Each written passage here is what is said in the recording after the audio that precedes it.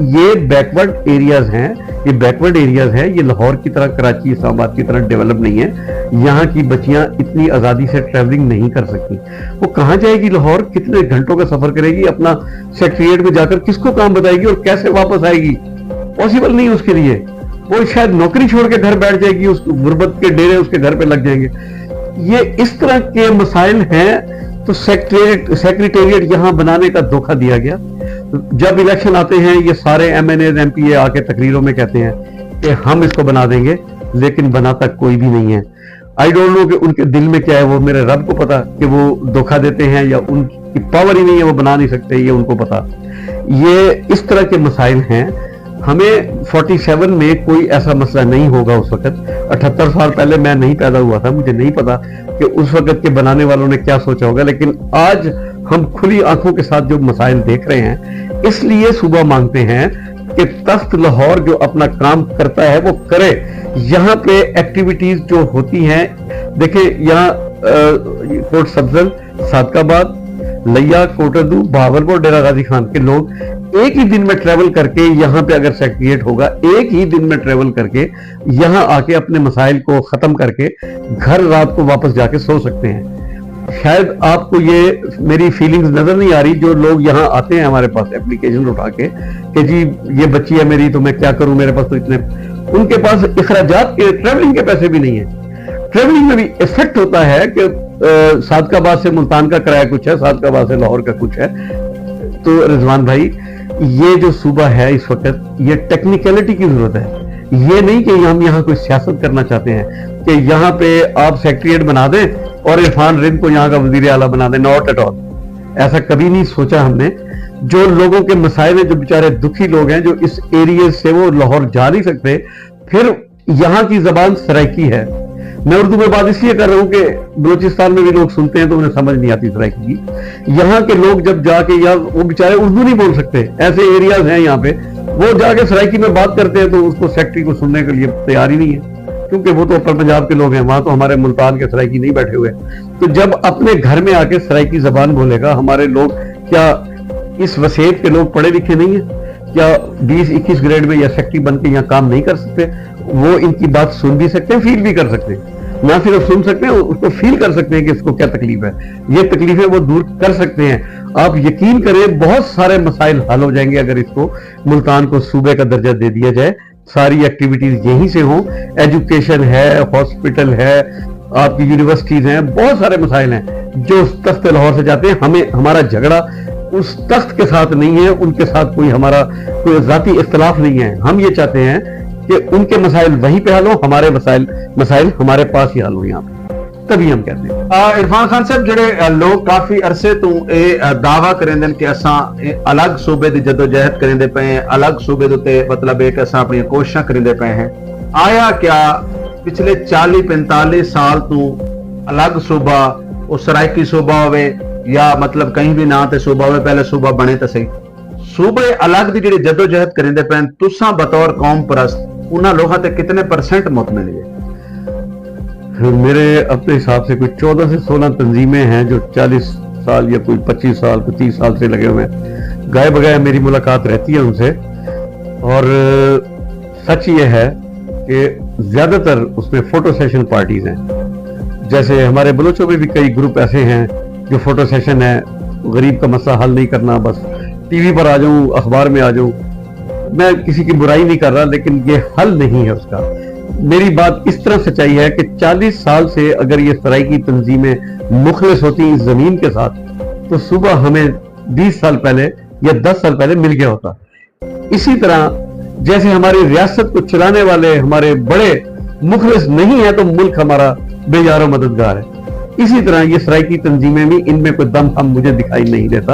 अगर होता तो जरूर आजाद हो जाते हम, यहाँ सूबा बन चुका होता। इरफान खान साहब, जेडे सराइकी वसीयत दे नुमाइंदे हैं, बेशक peoples party then, PTI then, Noon league then, कहीं भी पार्टी देन, जमात इस्लामी देन या दीगर कहीं जमात देन, आया क्या? क्योंकि सूबा जिन्हें भी बनना है, कौमी असैम्बली और सूबाई असैम्बली दे विच इंदा बिल पास थे सी, ता वो लोग इंदे नाल क्यों नहीं जुड़त करेंदे कि अलग सूबा बने, अलग सूबे की जदोजहद क्यों नहीं करेंदे? क्योंकि सूबा बनने तो बाद भी ना इरफान खान साहब को कोई फायदा होना मिलना है, ना रिजवान हुसैन को मिलना है, ਵੱਲ ਵੀ ਤੇ ਹਕੂਮਤਾਂ ਉਹਨਾਂ ਦੀਆਂ ਹੋਣੀਆਂ, ਵੱਲ ਵੀ ਸਾਰਾ ਸੈਟਅਪ ਉਹਨਾਂ ਦਾ ਹੋਣਾ। आया क्या वो लोग इन क्योंकि सूबा बनना सिर्फ कहीं सराइकी कौम को, बलोच को या सिंधी को या पख्तून को कहीं एक को फायदा नहीं। सूबे बनने नाल सूबे के अंदर जितने भी लोग रहते हैं उनकी कई भी जबान है, बेशक उर्दू बोलता है, रांगड़ी बोलता है, कोई भी जबान है, तो फायदा तो सारे को। जेडे सारे इत्थों दे पार्टियां दे नुमाइंदे वो इनदे ते बराबर कम क्यों नहीं करते? रिजवान भाई, मेरा जाती तौर पे ये मुशाहिदा है कि ज्यादातर जो इस सूबे को जो हेड करता रहा है वो पार्टी है नून लीग की। मैक्सिमम पिछले 30 साल से जो हम देख रहे हैं, आप इत्तेफाक करेंगे, मेरा जाती ये ख्याल है, वैसे तो मेरे रब को पता है उनके दिल में क्या है, वो इसकी पार्टीशन होना नहीं देखना नहीं चाहते, वो इसको अलग करना नहीं चाहते। उनकी टेरिटरी कम हो जाएगी, उनके वसाइल यहाँ से जाते होंगे उनके पास, क्योंकि मैं उनके साथ तो नहीं होता, लेकिन मेरी असेसमेंट है कि इसीलिए ये आवाज आती है कि तख्त लाहौर से हमें आजादी दे दें। अगर वो चाहते, मेरी एक बार यूसुफ रज़ा गिलानी साहब से मुलाकात हुई इस सूबे के हवाले से, तो वो वजीर आजम रह चुके थे, उसके बाद मेरी मुलाकात हुई। मैंने पूछा कि आप वजीर आजम से तो आपने ये काम क्यों नहीं किया, लोग बेचारे बहुत ख्वार हैं। उन्होंने कहा जीरन साहब आप जाके पूछ सकते हैं, कौमी असम्बली में अभी भी बिल पास करके रखा हुआ है। मेरे ताई जो मेरा मसला था मैंने हल कर दिया है। जब वो सूबे में गया पंजाब में तो वहां पे एरर आ गया, वहां फंस गया, वहां से नहीं हुआ, अभी तक वहां अटका हुआ है। तो इससे तो साफ जाहिर होता है कि यहाँ के लोग चाहते हैं, क्योंकि उनकी हुकूमत होती है, मेजॉरिटी उनकी होती है, हमें 1/3 मेजॉरिटी से ये सूबा मिल सकता है, वो वहां मेजॉरिटी में हम नहीं होते हैं। अगर पीपल्स पार्टी मुखलिस है बनाने में तो वहां मेजॉरिटी में आज भी नहीं है। आज भी नून लीग होगी, उससे पहले भी नून लीग थी। मेरा जाती ये ख्याल है, मेरा उनसे कोई जाती इख्तलाफ नहीं है, मेरा ये असेस कर रहा हूं मैं कि नून लीग ही नहीं चाहती कि मुल्तान और ये पूरा एरिया साउथ पंजाब का हमसे अलग हो जाए। उनके अपने मफादात होंगे, इसी तरह तख्त लाहौर का नाम उसको दिया गया।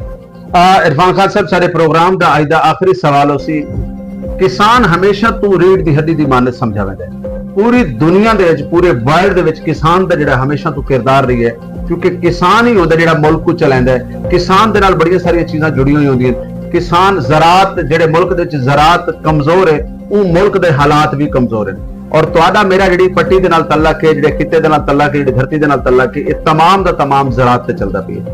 आया क्या साडा अज दा किसान, साडा अज दा जिहड़ा वो ज़राअत नाल जुड़ा होया बंदा है, वो इंतहाई मुश्किलात दे विच, परेशानी दे विच, क्योंकि ਉਹਦੇ वास्ते कोई पॉलिसियां नहीं, कोई ਉਹਦਾ सिस्टम नहीं। तो बतौर कौम परस्त एक हुक्म मेरे दे। बड़ा अच्छा सवाल किया। मुझे ये बताएं कि जिस मुल्क में डीजल का रेट 300-300 रुपए लीटर का होगा और खाद की जो बोरी आम दुनिया में 1 रुपए की होगी और यहाँ 4 रुपए की होगी, हाउ इट इज पॉसिबल कि वो किसान की जब कॉस्ट ही बढ़ के आएगी तो वो पैदावार क्या लेगा और वो क्या मार्केट। अभी आपने देख लिया गंदम के साथ क्या हुआ कि उनको सपोज अगर उनको कॉस्ट आ रही है 10 रुपए की तो मार्केट में वो 8.5 रुपए की बेचने पे मजबूर है। तो रिजवान साहब, उस किसान का तो बुरा हाल होगा जिसने अपनी कॉस्ट ही पूरी नहीं की।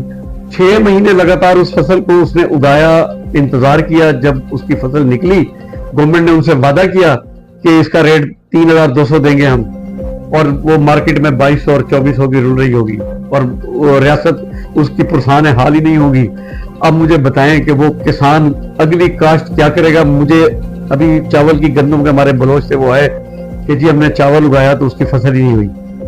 अब देखें, जब आप इस तरह के हरकतें करेंगे, ये हरकतें होंगी, अल्लाह अपना हाथ उठा लेता है। फिर फसल ना होना भी एक अल्लाह की तरफ से अजाब है कि वो करोड़ों रुपए के मकरूज हो गए।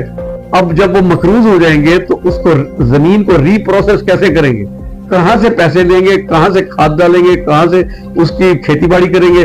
तो मुझे तो सिस्टम बैठता हुआ ही नजर आ रहा है। जब तक कि रियासत इसको फोकस नहीं करेगी, ज़राअत को देखेगी नहीं कि इनको रिलीफ कहां से मिल सकता है, ये खड़े कैसे होंगे, तब तक ये कुछ नहीं हो सकता। ये ताजा झटका अभी जिम्मेदार को गंदम का लगा है, अभी तक वो सीधा खड़ा नहीं हो सकता। सर बहुत शुक्रिया, बहुत मेहरबानी। झोंक टीवी वसीयत दी आवाज ने हमेशा तो मजलूम लोगों की आवाज को बुलंद किया है, क्योंकि सारे खिते जिहड़े खिते दे नाल साडी जुड़त है, इत्थां मीडिया का भी बड़ा सारा फुकतान है कि कहीं मजलूम की आवाज, कहीं गरीब की आवाज को झोंक टीवी वसाइल ना होने के बावजूद भी पूरे पाकिस्तान दे मजलूम लोगों की आवाज को बुलंद करेंदा है। आखिर दे झोंक टीवी देखने वाले नाजरीन को क्या पैगाम दे सो? बेहतरीन पैगाम तो ये है कि अल्लाह से दुआ करे, हमारे रियासत को चलाने वाले जो बड़े हैं, खुदा उनको हिम्मत, शऊर दे, ताकत दे, उनको ये अकल आए, उनको ये समझ आ जाए कि ये अवाम के ही हम नुमाइंदे हैं।